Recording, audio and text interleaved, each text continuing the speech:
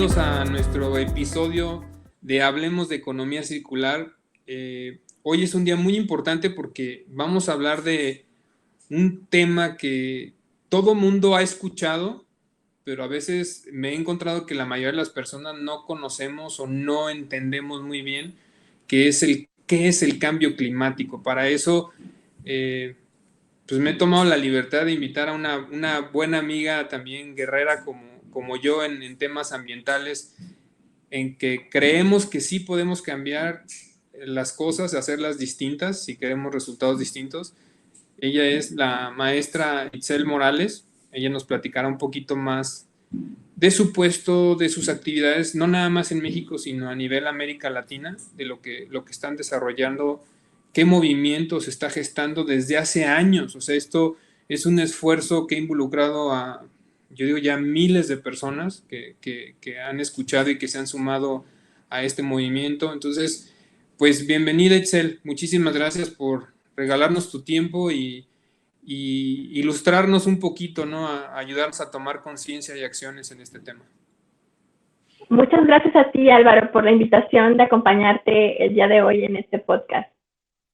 Pues sin nada, empecemos, Itzel. Platícanos, me gustaría primero que me platiques tu experiencia de cómo te sumaste a este movimiento, ya antes de que hablemos del movimiento en sí. ¿Cómo se suma Itzel a esto? Esa es una muy buena pregunta y creo que es una que nosotros como activistas debemos de compartir todo el tiempo, porque es hablar de nuestra historia personal, de por qué nos importa tomar acción climática. En mi caso, yo estudié ingeniería bioquímica y durante la carrera tuvimos materias como tratamiento de aguas residuales, manejo de residuos sólidos. En la parte como tal de la bioquímica estudiábamos todo lo que pasaba en el suelo, las interacciones, las bacterias, las cadenas, en fin.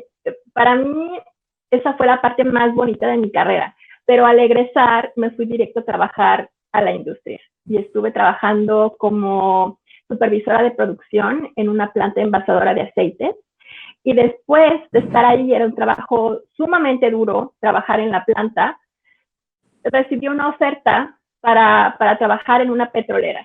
Entonces, eso para mí, ahora lo pienso y digo, ¿cómo? Pero sí, en ese tiempo recibí una oferta para trabajar en una petrolera, administrando proyectos de tecnologías de la información. Era un cambio total, no tenía nada que ver con lo que yo había estudiado. Yo tenía apenas 23 años, estaba como en una parte donde toda mi carrera era un lienzo en blanco y tomé el trabajo y estuve casi un año trabajando en este proyecto y definitivamente de diversas maneras no me sentía cómoda. Aprendí muchísimo de administración de proyectos, pero como tal no me encontraba, no tenía yo una pasión y no sabía exactamente por qué.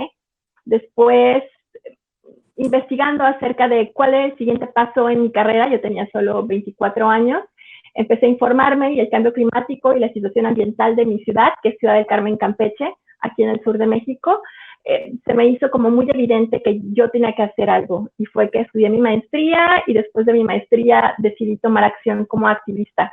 No fue una decisión clara que tomé un día, sino fue como la acumulación de diversas situaciones y siempre fui como eligiendo el camino ambiental poco a poco hasta llegar al día de hoy.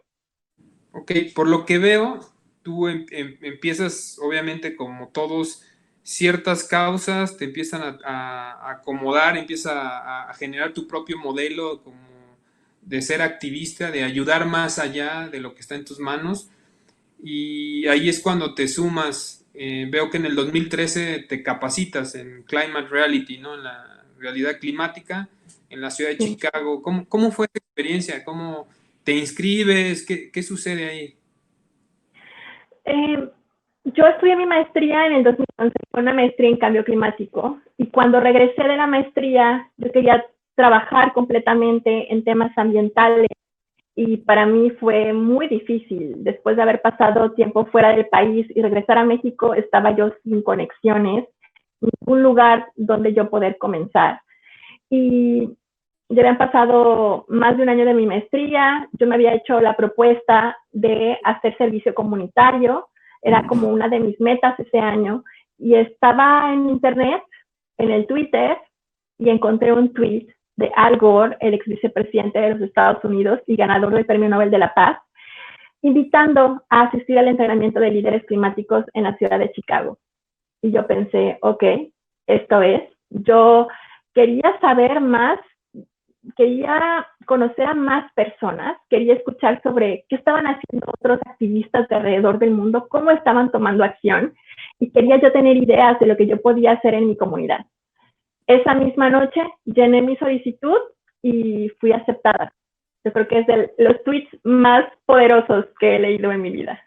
Te cambió la vida, o sea, porque al final ahí fue parte de tu destino, ¿no? De los siguientes años, o sea, del 2013 para acá, ya 7 años, has estado involucrada a casi al 100%, ¿no? Bueno, últimamente al 100%, pero creo que es un cambio de vida. Ahora sí, entremos en materia. ¿Por dónde podemos empezar? A ver, tú aconséjanos. Empezamos, ¿qué es el cambio climático? Antes de hablar de la institución que ustedes representan, empecemos por cambio climático, ¿te parece? Sí, me parece muy bien. ¿Qué es el cambio climático así explicado con manzanas para todos los que nos estamos involucrando en este tema? Cambio climático tiene que ver con proteger el aire que respiramos. Actualmente estamos utilizando nuestra atmósfera como si fuera una alcantarilla abierta y estamos poniendo contaminación, y esa contaminación que viene de la quema de combustibles fósiles principalmente, esa contaminación está causando que aumenten las temperaturas en nuestro planeta. Y eso está ocasionando el cambio climático que estamos experimentando, donde estamos viendo lluvias, tormentas, huracanes más intensos, inundaciones, deslaves, incendios, sequías más intensas y prolongadas.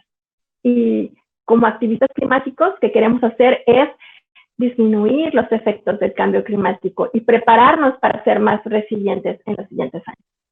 Ok, perfecto. Ahora sí, una vez que entendimos esta parte de cambio climático que deriva en el aumento de la temperatura, ¿no? Que es al final es el calentamiento global y está trayendo todos estos efectos que tú nos platicas, ¿qué es Climate Reality? ¿Y cuál es tu posición? ¿Cómo ha sido también tu trayectoria dentro del Climate Reality para México y para América Latina? ¿Cuál es el rol? ¿No? Hay varias preguntas en una misma. Sí.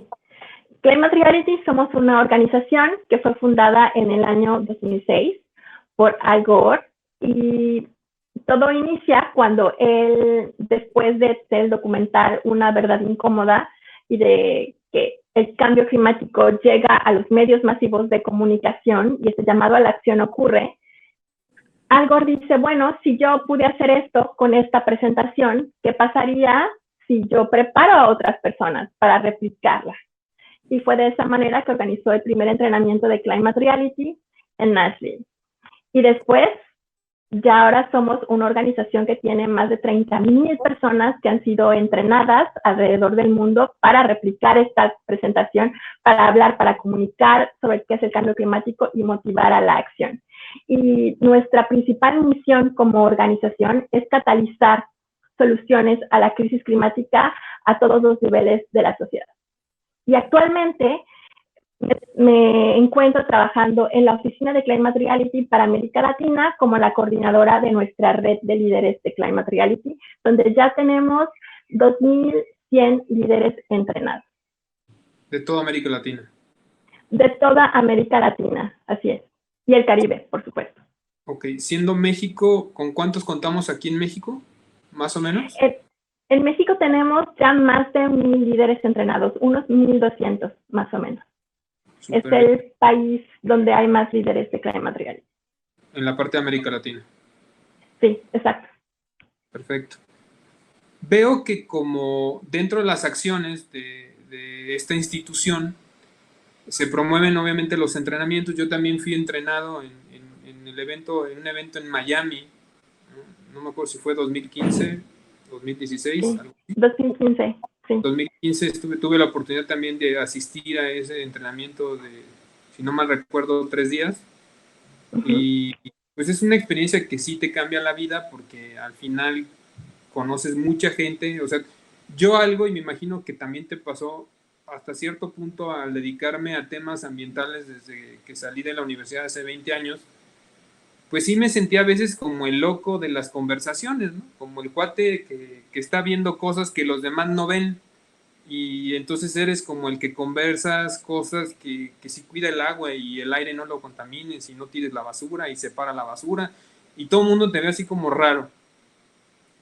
Cuando asisto a este entrenamiento que me aceptan que pueda ir, pues te sientes como en casa, ¿no? Te sientes así como que gente con un chorro de iniciativas en muchas partes del mundo, unos trabajando residuos, otros trabajando el agua, la recuperación de aguas, otros el tema de aire, otros temas de energías renovables. Y entonces es como Disneylandia para personas que nos gustan y que nos apasiona este tema. Entonces para mí fue algo muy padre y escuchar nos tocó, por ejemplo, la reflexión de ahí del problema que tenían en Miami, ahí en corto, de donde estábamos, de que continuamente se inundan cada ciertas temporadas.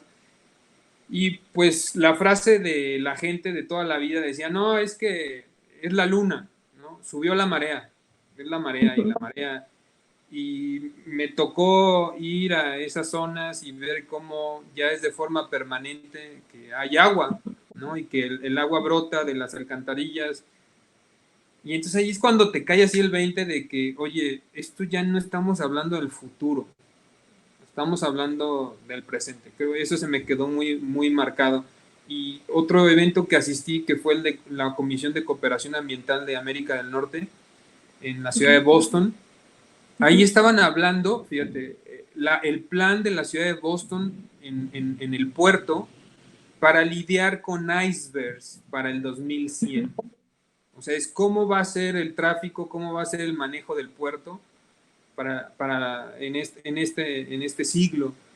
Y me habla de una planeación impresionante, o sea, de que dices, aquí ya están pensando en cómo se van a adaptar y nosotros todavía ni siquiera lo tenemos en el radar lo que está sucediendo.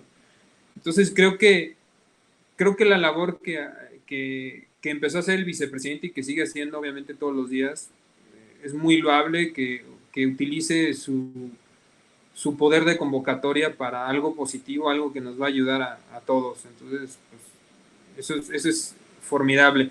Viene algo muy interesante en los próximos días, este evento que cada año se hace, pero este año tiene todavía un peso más importante.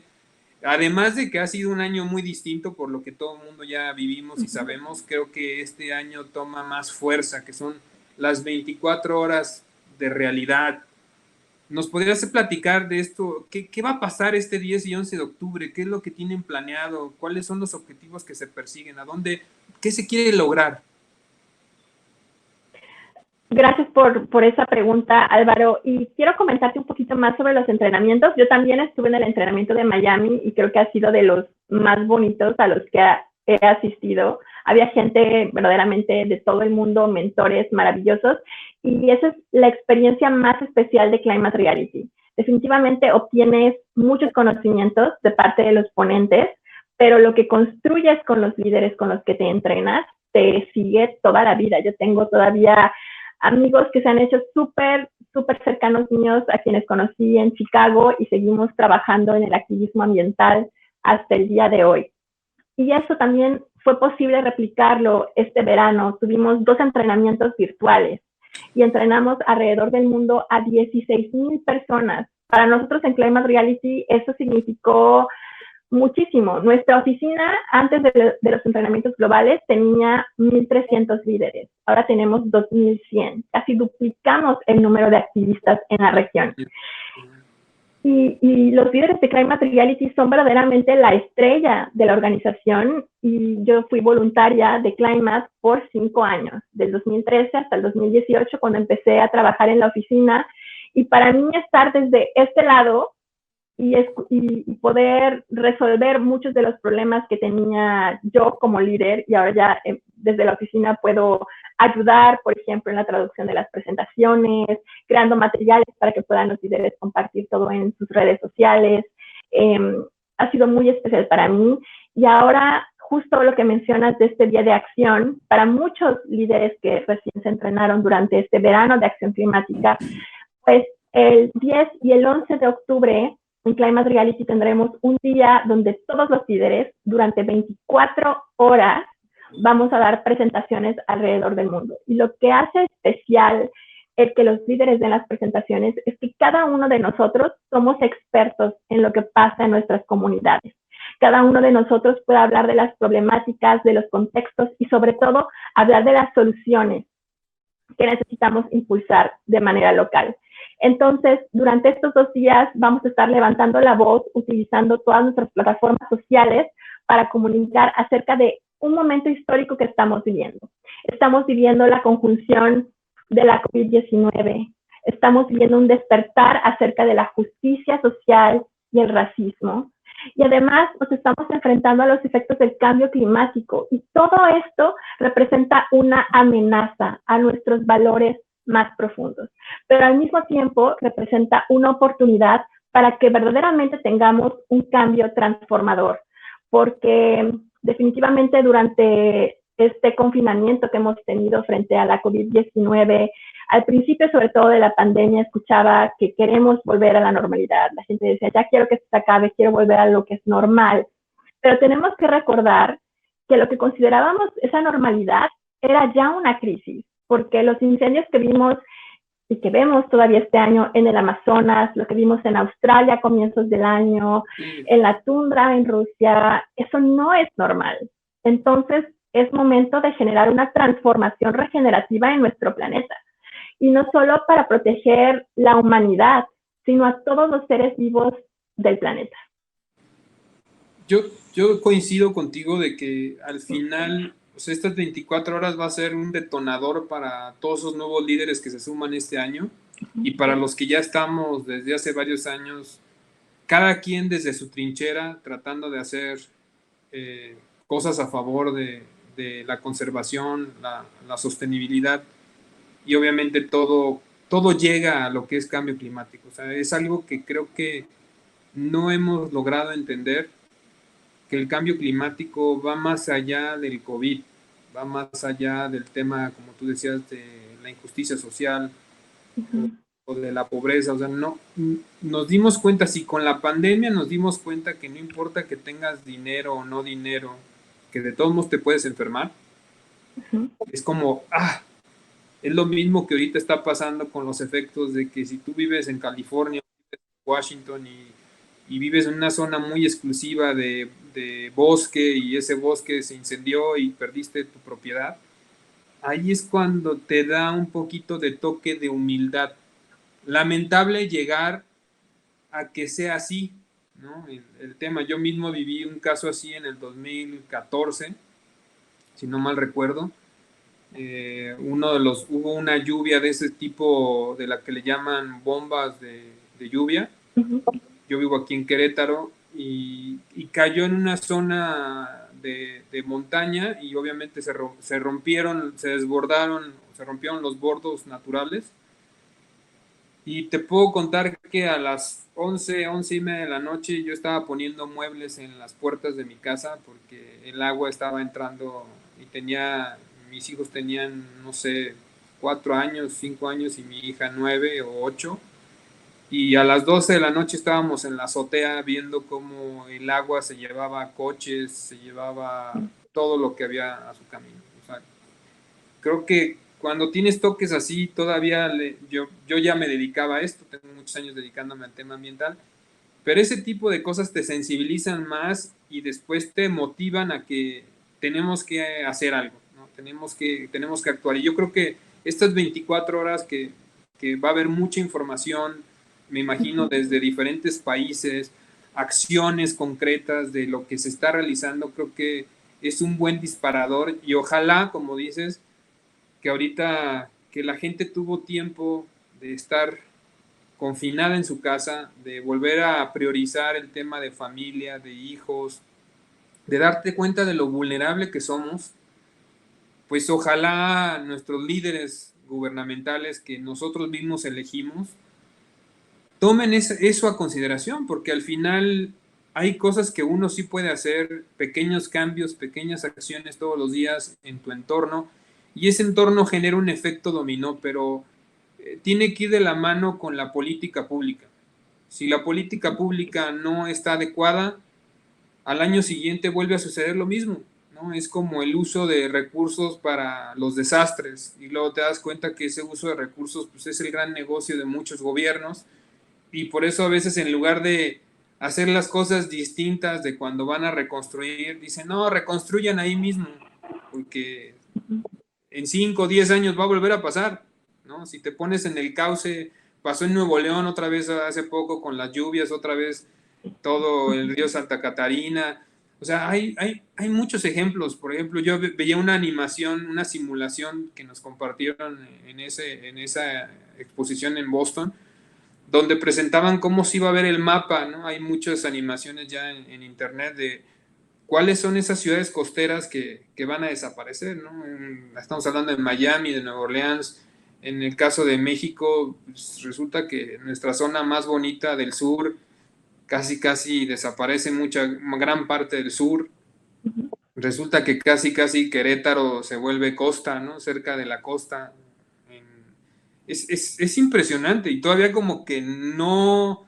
Yo cuando tuve acceso a esa imagen se la compartí a gente conocidos, les decía, es que esto va muy en serio, va el hecho de que tienes que definir hasta de dónde vas a vivir. En la ciudad en la que vivas, fíjate que no estés en un cauce natural o en donde era una laguna o que no sea una zona de incendios. Eso antes no lo teníamos que tener presente. Entonces creo que eso de las 24 horas va a despertar a muchas gentes y va a despertar muchas acciones, y qué mejor en octubre que la gente empieza a planear el 2021, ¿no? A nivel gobierno, a nivel administraciones, a nivel legislaturas.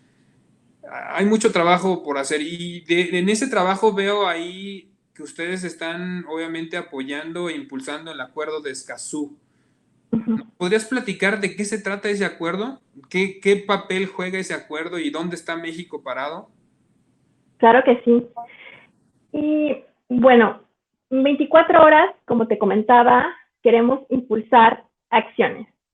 Y al haber 30,000 líderes alrededor del mundo en las 10 diferentes oficinas que tenemos de Climate Reality, queríamos que cada región tuviera un llamado a la acción. Y en este caso, para América Latina, el llamado a la acción que elegimos es promover el acuerdo de Escazú. Este acuerdo es algo histórico en nuestra región y lo que busca es que se tenga acceso a la información, transparencia, métodos de consulta ciudadana y protección de los que son los activistas ambientales, los defensores de la naturaleza. En el 2019, la organización Global Witness realizó un estudio para saber cuántos activistas habían sido asesinados, activistas defensores del territorio, y hubo 212 fallecimientos. De los años en los que esta organización ha realizado este estudio, el 2019 es el año en el que ha habido más de estos asesinatos. Y la mitad de ellos son principalmente de dos países, de Filipinas y de Colombia. Y sabemos, por supuesto, que México no se queda atrás, hemos tenido asesinato tras asesinato, y lo que buscamos al promover el acuerdo de Escazú es que se proteja la vida de los defensores de la naturaleza. Para que este acuerdo pueda entrar en vigor, se necesita la ratificación de por lo menos 11 países. Hasta el momento ya ratificaron 10. Argentina ratificó hace unos días nada más. Sí, escuché. Es una excelente noticia, en verdad. México ya pasó la aprobación al Senado, el Senado tiene que aprobarlo, esperamos que sea muy pronto y con eso puede entrar el Tratado de Escazú en vigor. Y ahora, tenemos diferentes retos y para la región hay países que van a pedir que su gobierno firme, que su gobierno ratifique o que su gobierno implemente, porque las tres partes son muy importantes. Y algo que queremos hacer para visibilizar el trabajo de los defensores del territorio es que desde la oficina de Climate Reality, del 5 al 10 de octubre, vamos a estar transmitiendo entrevistas que le vamos a hacer a los defensores de la naturaleza. Y le pedimos ayuda a diferentes influencers de toda la región, de Colombia, de México, para que nos ayuden como influencers, como comunicadores con un gran número de seguidores para entrevistar a los defensores del territorio y poder ayudar a amplificar su mensaje y que nos compartan también cuáles son sus historias y por qué ellos están defendiendo las maravillas de la naturaleza, el aire que respiramos, el agua que bebemos y le están defendiendo con la vida misma. Yo creo y estoy convencido que es bien importante que las personas que están trabajando en esto se sientan seguras, porque al final están haciendo un bien por todos. A veces son personas que ni siquiera viven de eso, no reciben un salario, reciben un pago, pero es gente que en verdad han logrado trascender su comunicación con la naturaleza, con la tierra. Y es como si le haces un daño a la tierra, le estás haciendo un daño a la persona. Entonces, ojalá que en México pronto podamos ya estar anunciando que ya también firman el acuerdo y que se logren esos 11 para que ya quede establecido, ¿no? Y que sea alguna herramienta que defienda, porque a todos los líderes climáticos nos sucede, al final de cuentas seríamos parte de ese acuerdo, porque todos los días estamos promoviendo acciones en concreto, que parte de esas acciones a veces no son bien vistas por desarrolladoras o por constructores, y pues tener al menos donde uno protegerse, ¿no? Que si están talando en tal zona protegida, todos los días se escuchan noticias en todas partes del país de esto, ¿no? De lo que está sucediendo, ¿no? Como lo que sucede en Brasil, en el Amazonas, de que siguen talando y no se están recuperando esos bosques que se están incendiando, al contrario, son provocados para lograr más siembra de otro tipo de productos o para el tema de minería. Entonces, la gente como los líderes climáticos son los que tienen que alzar la voz y decir, está pasando esto, y como comunidad ver de qué manera a través de los contactos que se tengan tomar acciones. Me gustaría que nos compartieras algunos ejemplos que tengas en mente de acciones concretas que están haciendo algunos líderes climáticos en algunos países, así que se te vengan a la mente, es tal persona en tal país está luchando por esto y esto y esto, en tal país está luchando, porque al final toda nuestra lucha está llegando a ayudar a disminuir el calentamiento global. Muy bien, claro, definitivamente tenemos que contar historias y sobre todo historias que estén pasando cerca de nosotros, y por eso el hablar de los líderes de Climate Reality y de lo que están haciendo en sus comunidades. Muchas gracias, Álvaro, por permitirme este espacio para hablar de ellos. A mi mente, bueno, ya son 2000 líderes, entonces es difícil pensar en algunos propiamente, específicamente. Vienen a mi mente, por ejemplo, Nayeli Hernández. Ella fue la ganadora del premio Green Ring, que es este reconocimiento que damos a los líderes climáticos. Y ella trabaja en Yucatán y trabaja promoviendo para que mujeres tengan el acceso a la educación para formar sus propios negocios en sus economías locales y que lo hagan además de una manera sostenible. Me parece impresionante el trabajo de Nayeli. Ha capacitado a miles de mujeres en Yucatán desde el 2017 y es una mujer a la que admiro mucho por su entereza y por tener siempre el desarrollo sostenible en el centro del trabajo que ella realiza. Después pienso en Jimena Laurilla, que también ha sido ganadora de este premio de Climate Reality. Jimena trabaja directamente, ella da cientos de presentaciones y tiene diferentes proyectos, y uno de ellos, que me parece de los más bonitos, es donde crearon un parlamento juvenil en Costa Rica, y en este parlamento juvenil los jóvenes elaboran diversos proyectos de ley y los legisladores se comprometen a revisar estos proyectos, a tomarlo muy en serio. Entonces, de esa manera está promoviendo no solo la concientización, sino también es que los jóvenes se involucren directamente en la elaboración de leyes y conozcan todo el proceso para que las leyes lleguen a quienes pueden tomar la decisión para implementarlas.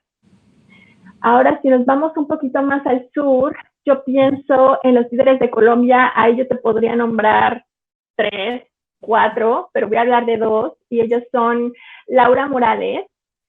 Ella es una activista súper joven, y Laura ha estado involucrada en toda clase de proyectos, por supuesto los de Climate Reality, dando presentaciones a diestra y siniestra. También participa en una organización que se llama Climate Citizens Lobby, donde está promoviendo que haya un impuesto al carbono en Colombia. También es parte de una organización que busca que se prohíbe el fracking en Colombia, y yo creo que esa ha sido la organización donde Laura incluso quizás se ha visto comprometida en su seguridad a veces, quizás, porque es un trabajo muy fuerte que ha realizado en Colombia. Colombia también es, como lo mencionaba, un país muy peligroso para ser activista, pero Laura sigue adelante y avanzando poco a poco.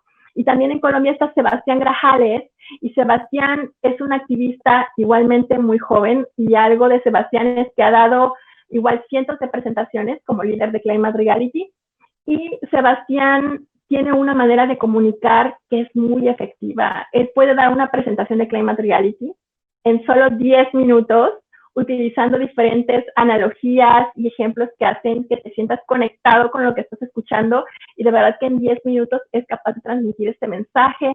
Y él también ha estado participando en diferentes proyectos para promover, por ejemplo, él estuvo en una comisión que apoyó a los candidatos presidenciales de las últimas elecciones en Colombia para que incluyeran el cambio climático en sus agendas ambientales. Ok, creo que así, de top of my mind, esas son las que vienen, y de los últimos entrenamientos tenemos a periodistas, tenemos comunicadores, tenemos incluso activistas mapuches, defensores del territorio en Chile, que ha sido un gusto conocerlos y trabajar con ellos en las últimas semanas también para la coordinación de las entrevistas.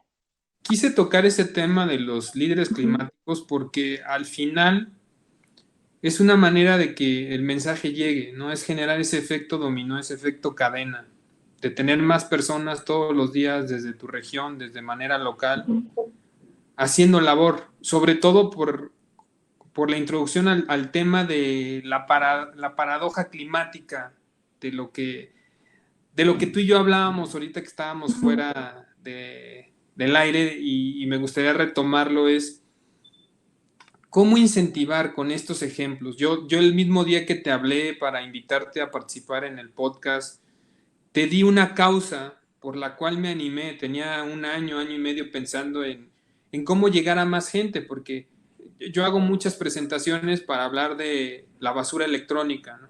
Los problemas que ocasiona la basura electrónica, que al final toda esa contaminación, esas emisiones, terminan siendo parte del problema del cambio climático, del calentamiento global. Pero llega un momento donde ya tu conversación no logra que la gente actúe, o sea, lo ve lejos. Yo a la gente le digo, oye, es que ahí en tu closet de tu casa estoy seguro que tienes impresoras, tienes computadoras, tienes cargadores, tienes celulares, y a veces están rondando la casa, ¿no? Esos electrónicos, y llega un momento que antes los regalaban a alguien que les iba a servir. Cada vez es menos, porque cuando se amuela algo ya es muy caro arreglarlo o ya no consigues la refacción, hablando de los electrónicos. Pero nosotros desde Junta Entrega y Recicla, que es esta plataforma de acopio, estamos atacando desde el origen varios otros tipos de productos obsoletos, no nada más electrónicos, porque lo mismo que le sucede a los electrónicos, de que los pones en una bolsa en tu casa, le sucede también a la ropa, le sucede a los libros, le sucede a los juguetes. Y son productos que sirven. Y yo siempre cuestiono de que si somos la especie más inteligente en la Tierra y nuestra inteligencia da para mandarlos tirar y enterrarlos, si bien nos va, ¿no? En lugares todavía, países grandes como Estados Unidos, como México, Canadá, que hay espacio donde hacer rellenos sanitarios, es ilógico que estemos enterrando materias primas y que por otro lado estemos escarbando para extraer materias primas para hacer otros procesos. Entonces, esa paradoja de decir, a ver, te estoy explicando la situación. Esto está sucediendo hoy día en tu país, en tu estado, en tu ciudad. O sea, ya no estamos ajenos a los efectos que está generando esta economía lineal, esta economía de exceso de consumo. ¿Por qué no actúas? ¿Por qué no eres parte? Porque todo el mundo quiere ser parte, pero al final nada más queda en palabras. ¿Qué me puedes platicar tú? Porque me imagino que tú y muchos líderes climáticos alrededor del mundo se están enfrentando a esta situación. Toman conciencia la gente, dice que sí, está padre, sí, hay que hacer, pero no hacen. ¿Qué nos recomiendas? Sí, justo la paradoja climática de la que estábamos hablando, para mí explicó no solo lo que vivo en mi trabajo, sino también lo que yo siento muchas veces. Y es que hoy más que nunca tenemos muchísima información sobre las causas del cambio climático, los efectos, los impactos, y también en este momento ya tenemos las soluciones que necesitamos para hacer este cambio. Entonces, ¿por qué? Es que los científicos nos ponen toda esta información y no se traduce en la acción. Y la respuesta de los científicos y de los que hacen las políticas ante esta falta de acción es como automáticamente decir, ok, la gente no toma acción porque no sabe y nos dan más información, pero eso sigue sin traducirse en las acciones que necesitamos. Y eso es porque hay una serie de barreras psicológicas que tienen que ver cómo nuestro cerebro está interconectado, los cables que traemos desde milenios de evolución. Y una de esas barreras que tenemos que romper, yo creo que una de las que es más claras poder ver, es cuando hablamos del cambio climático, hablamos de algo que va a pasar en décadas, por eso es importante hablar de lo que está pasando ahorita. Lo sentimos lejos en el tiempo, lo sentimos lejos en el espacio, porque muchas veces cuando nosotros como comunicadores del cambio climático hablamos de los efectos, mencionamos el polo, los polos, el derretimiento de los polos o de los glaciares, hablamos de los osos polares, pero yo ¿cuándo he visto un oso polar? O la mayoría de las personas, ¿cuándo ha visto un oso polar o un pingüino siquiera? Entonces, lo sientes muy lejos en esos aspectos y además las personas que percibimos que pueden hacer algo al respecto, algo de impacto, como la gente que toma las decisiones de nuestra política energética o del uso de nuestros recursos en la minería, por ejemplo. Queda como en el presidente o en alguien que trabaja en la ONU o en el siguiente presidente de los Estados Unidos, por ejemplo, y lo sentimos tan lejos en esa influencia que nos desconectamos. O sea, si yo no puedo influir en esto, ¿para qué me preocupo? Y entonces te apagas y ya ahí la información no puede llegar a ti.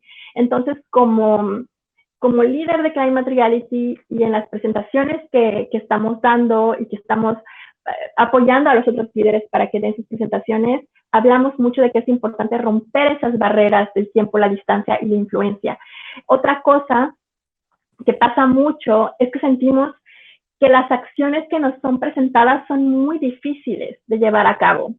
A ti te dicen, ok, te doy este conocimiento, modifica automáticamente tu comportamiento de esta manera. Pero es todo un proceso. Decidir que vas a hacer zero waste es un proceso. Decidir que vas a pasar del coche a la bicicleta es todo un proceso. Y para que tú tomes esa decisión, necesitas que haya definitivamente información que mueva tus emociones y que la acción sea sencilla de tomar. Yo recuerdo mucho, yo vivía en California un año, entonces cuando mencionaste los incendios en California, para mí estos días han sido dolorosos pensar en esos bellos parques y bosques que cuando estuve ahí nos enseñaron a amar y a apreciar estos árboles gigantes que tienen en California. Viví en una ciudad muy pequeña llamada Davis, que es una ciudad universitaria donde está la Universidad de California en Davis, donde estudié.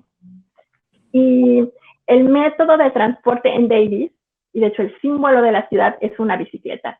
Y yo nunca había usado una bicicleta para transportarme dentro de una ciudad, pero fue muy fácil. Me dijeron, esta es la razón por la que vas a usar la bicicleta.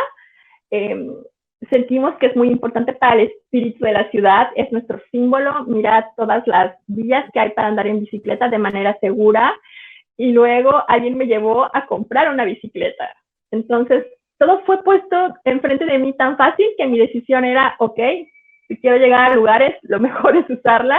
Y de verdad que para mí la libertad que aprendí de utilizar la bicicleta todos los días para ir a la universidad, para ir a todas partes, incluso solo para salir a explorar las diferentes rutas que había de bicicleta, fue algo muy bonito y es porque fue muy fácil. No implicó que yo arriesgara mi vida, que es algo que no he podido sentirme libre de hacer, incluso aquí en Ciudad del Carmen, que es más pequeño, pero me da mucho miedo el tráfico, o en la Ciudad de México, donde vivo en el norte, donde no hay ciclovías y tendría que irme en la del Metrobús y eso me aterra. ¿no? Entonces, y admiro mucho a mis amigas que viven igual cerca de mi casa en el norte y que se van en la bicicleta hasta el sur y no les da miedo nada, pero yo no lo he podido hacer, ¿no? Entonces, sí, tenemos que ir poco a poco rompiendo estas barreras. Otra muy importante es la narrativa. El cambio climático, una vez que yo estaba hablando aquí contigo de los impactos, dije las cosas más terribles, ¿no? Apocalípticas, y las tenemos todas, ¿no? Huracanes, incendios, incluso pandemias y la desestabilización de toda nuestra economía. Y parece que el cambio climático cae perfectamente en una narrativa apocalíptica, y eso también tiene que ver con la manera en la que es nuestra cultura, donde automáticamente cae ahí, porque además sentimos que nos lo merecemos, que somos pecadores, que somos culpables y que estamos pagando por nuestros pecados. Pero esa es una narrativa y es solo un futuro. Hay muchos otros ejemplos de futuros que podemos tener, y creo que en especial este año sabemos que tenemos que cambiar. Sabemos que tenemos 9 años para realizar este cambio y tenemos mucha suerte de vivir en un momento, en este momento, donde podemos marcar la diferencia para la vida y el futuro de toda la vida en la Tierra, y no solo de los seres humanos, sino de todas las criaturas vivientes, plantas, animales y los microorganismos.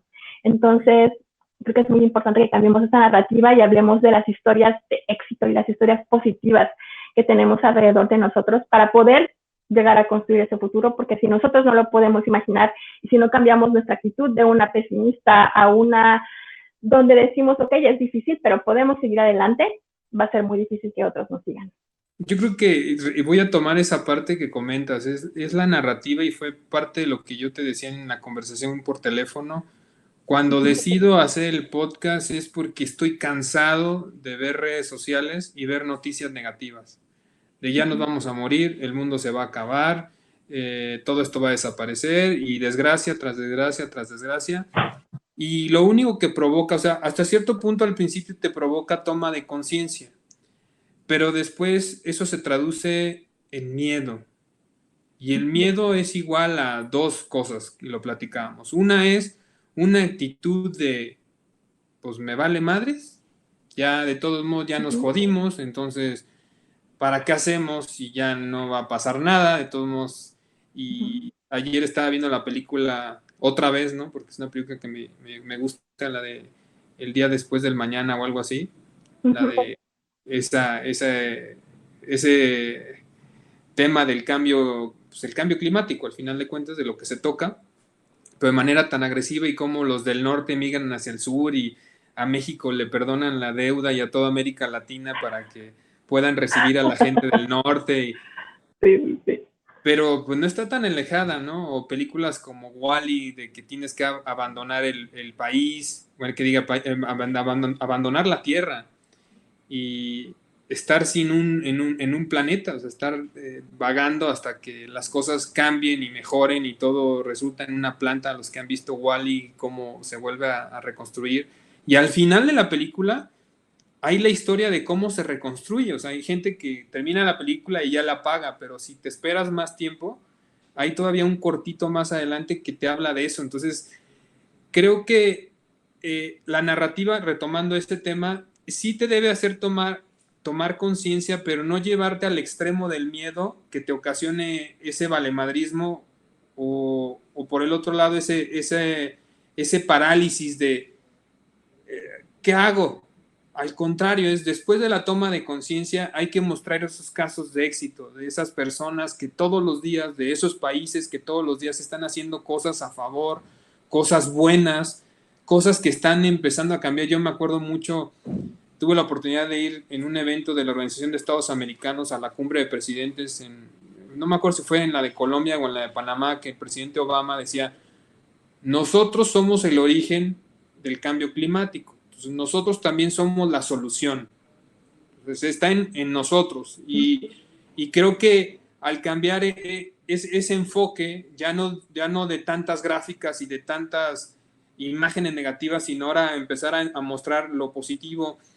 Yo también comparto esta experiencia, es la gente es más sensible a cierta edad a estos temas. Yo y nuestra gente, nuestro equipo de trabajo, ya no le echa todas las ganas a gente de 45, 50 años de edad hacia arriba, porque hay la mayoría de esas personas ya no les interesa el tema. O sea, a ver, yo estoy viviendo, aunque les hables que, oye, tus hijos van a tener esos efectos, no pongamos en riesgo los recursos para las futuras generaciones, pero la gente de 45 años para abajo tiene una sensibilidad que yo sí he visto en estos 20 años. O sea, yo te puedo decir que con gente que platicaba hace 20 años de reciclar electrónicos en empresas que me ignoraban y no me pelaban, y con gobiernos, hoy día las nuevas generaciones han llegado a ocupar esos puestos medios, esos puestos altos o esas posiciones políticas que hoy día sí te toman la llamada, hoy día sí sí te contestan el mensaje, sí te contestan el WhatsApp, porque ya están más conscientes y quieren actuar. Entonces yo sí veo un cambio, a lo mejor no a la velocidad que me gustaría, creo que necesitamos más velocidad. Ahorita hace unos días anunciaron esto algunos científicos, ¿no? Que si el 2020 fue complicado, que nos esperemos al 2030, que va a ser sumamente más complicado. Entonces, como tú dices, tenemos 9 años para actuar. Entonces, pues me gustaría cerrar, Itzel, que nos dieras tus conclusiones, es cómo la gente se puede sumar, cómo se pueden acercar contigo a Climate Reality, cuáles son los próximos entrenamientos visualizados para el 2021. Si no eres un líder climático, de todos modos, acércate con un líder climático de tu zona para hacer eco, ayúdale al líder climático, ¿no? Para que te empieces a envolver. ¿Qué nos podrías comentar para cerrar? Sí, para cerrar quisiera citar a Cristiana Figueres. Ella, bajo su liderazgo, es que se firmó el Acuerdo de París, y cuando le preguntaron justo al inicio de su tiempo en la UNFCCC, si ella creía que se iba a firmar algún día el Acuerdo de París, ella dijo, no, mientras yo viva, ¿no? Casi que para ella se le hace difícil concebir que eso iba a pasar, entonces ella decidió que tenía que cambiar su actitud. Y ella dice esto, ella dice que lo imposible no es un hecho, es una actitud, y que nosotros tenemos que cambiar nuestra actitud para que los demás puedan seguirnos. Entonces, mi invitación sería, definitivamente, la narrativa apocalíptica está aquí en nuestros oídos todo el tiempo, pero cambiémosla, cambiemos nuestra historia para poder ser este cambio que tanto necesitamos, esta transformación para regenerar la naturaleza y proteger nuestro clima. Y como Climate Reality, pueden encontrarnos en todas las redes sociales. Estamos como @ClimateLatino, y ahí pueden encontrar información sobre 24 horas de realidad. Pueden pedirnos una presentación. Si ustedes no son líderes de Climate Reality, pueden solicitarnos una presentación tanto para 24 horas el 10 de octubre como para después. Damos presentaciones los 365 días del año, gracias a nuestros voluntarios que están en todas partes del mundo. Y también pueden mandarnos sus comentarios, sus dudas acerca de las diferentes maneras en las que ustedes se pueden unir. Y los entrenamientos en este momento, debido a la pandemia, justo ahora no tenemos otros entrenamientos planeados, por lo menos para este año, pero muy probablemente tendremos entrenamientos virtuales el próximo año. Pueden encontrar información en la página de Climate Reality Internacional, climaterealityproject.org, pero también mándenos mensaje a Climate Latino y con mucho gusto les mandamos toda la información. Pues te lo agradezco mucho, Itzel. Yo quisiera cerrar agregando nada más un comentario que a veces la gente me pregunta que qué puede hacer. Le digo, puedes hacer mucho. O sea, no, es que los políticos, es que en mi país, es que el presidente, es que el secretario. Empieza por tu casa. Yo siempre les digo, ¿quieres ayudar? Ya puedes ayudar, empieza desde tu casa. ¿Y cómo? Nuestras casas generalmente es la célula básica de generar contaminación. Entra agua limpia, sacamos agua sucia. Entra electricidad, no la cuidamos y estás consumiendo energía al final de cuentas por dejar luces prendidas, televisiones encendidas, cosas que no utilizas.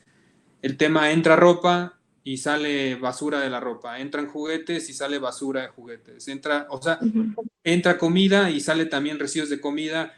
Digo, empieza por ahí y empieza a concientizar a tus hijos, porque muchos de nuestros hijos son los futuros adultos, o sea, son los futuros líderes de esto. Si ellos no van conscientes de que hay que cuidar todo esto y que hay que cambiar nuestros hábitos desde nuestra casa, porque todo el mundo dice, no, es que en la escuela, es que no, a ver, esto tiene que empezar en nuestras casas, y más ahorita que están en nuestras casas, ni siquiera están yendo a la escuela. Entonces creo que es un buen momento, como están haciendo economías como Holanda, de replantearse su modelo económico y dar un giro y volver a organizar prioridades. Entonces yo invitaría a la gente que nos escucha a que comencemos desde nuestra casa, desde nuestra familia básica, desde nuestro núcleo básico, esas 4 o 5 personas que vivan en la casa o más o menos. Tomemos conciencia, cómo cuidamos todo lo que consumimos, qué compramos, si se puede reciclar, no se puede reciclar, si es bueno para nuestra salud o es malo, qué hacemos después con lo que ya no necesitamos, con lo que ya no queremos. Creo que eso es primordial para después sumarte a causas más grandes, porque se me hace de muy mal sentir que a veces hay gente que predica afuera haciendo muchos ejemplos y en su casa mismo no sucede lo que afuera está tratando de cambiar. Quieres cambiar las leyes y quieres cambiar al gobierno y quieres cambiar. Yo siempre he dicho que ojalá tuviéramos ese tipo de organización como cuando hacen el tema de las campañas políticas, que hacen recorridos a las colonias y hay gente que va y habla y hay acciones de ayuda, ¿no? Les regalan cemento y les regalan arena. Así debería ser para el tema de cambio climático. Porque si no tenemos una intervención, yo le llamaría así, una intervención seria, bien estructurada, estamos tirando recursos, porque me queda claro que hay recursos y que se invierten recursos a este tema, pero a veces están mal invertidos, mal orientados esos recursos. Si no empezamos por la educación, estamos queriendo resolver un problema, pero no atendiendo el origen real. Entonces, yo te agradezco mucho, Itzel, tiempo, la verdad, el entusiasmo que le pones, todo el éxito y las buenas vibras para estas 24 horas. Estaremos pendientes. Nosotros nos sumamos también, obviamente, desde nuestra trinchera, nuestra labor a nivel como país. Lo que podamos hacer, lo vamos a hacer, ¿no? Yo sí soy un convencido de esto y creo que toda la gente que está a mi alrededor, que participa en este tipo de acciones, nosotros tenemos gente voluntarios que se llaman embajadores Puntos Verdes, que pues están ávidos, ¿no? de ayudar, de sumarse a causas como tú dices, y que sean cosas sencillas de hacer, porque también es como vamos a hacer que las experiencias del usuario sean agradables, se sienta parte. Entonces te agradezco nuevamente, te mando un abrazo allá hasta Campeche y vamos a seguir en comunicación para futuras colaboraciones, no nada más esto de las 24 horas. Con gusto retomamos esta conexión para seguir impulsando el cambio en América Latina y México. Muchas gracias, Álvaro. Te mando un fuerte abrazo. Igualmente.